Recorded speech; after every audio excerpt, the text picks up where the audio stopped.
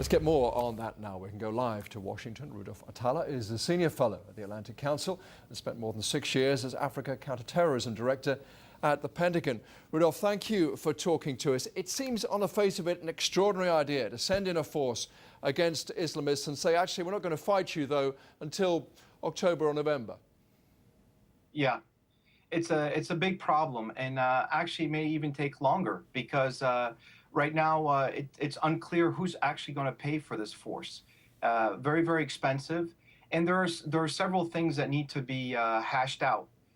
For one, there's a little bit of confusion, and I strongly disagree with analysts on the UN side that actually lump Ansar ad-Din into a group that's negotiable. They are radically different from the MNLA, the national movement of the Tuaregs that are secular. Ansar ad-Din is not, and very much in bed with AQIM or Al-Qaeda in the Islamic Maghreb. A serious problem too with Mali's army, isn't there? They failed to deal with the rebels, they failed to deal with the Islamists, but they do seem pretty good at interfering with the government. That is correct, and it's a big issue. Not only that, they also have, according to the Human Rights Watch, multiple violations, human rights violations that have not even been addressed.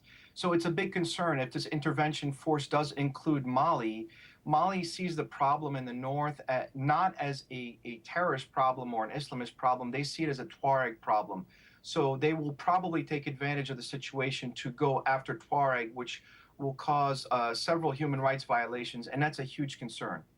This area seems to be awash with weaponry, I guess much of it from Libya. What are your worries about this instability spreading outside Mali? Well, there are several ties, links between AQIM in northern Mali to some radical members in Libya, in Tunisia, and other places. So the chances of it spreading, I think, over time is inevitable unless it's dealt with. And the weaponry, is difficult to pinpoint what level of sophistication, but I've heard several comments that in the weapons that they pilfered or took from Libya, it includes surface-to-air missiles, which is definitely very alarming for the West. Just very briefly, Rudolph, if you can, I know you made a special study of Somalia. Many people will be wondering if we're about to see another similar failed state.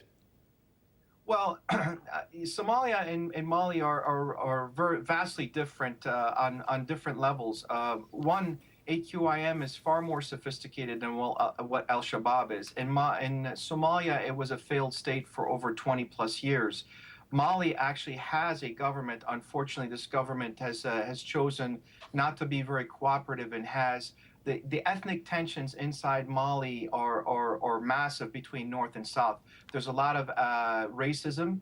And the human rights violations problems are going to be probably very high if they're not addressed. Rudolph Atallah, thank you very much.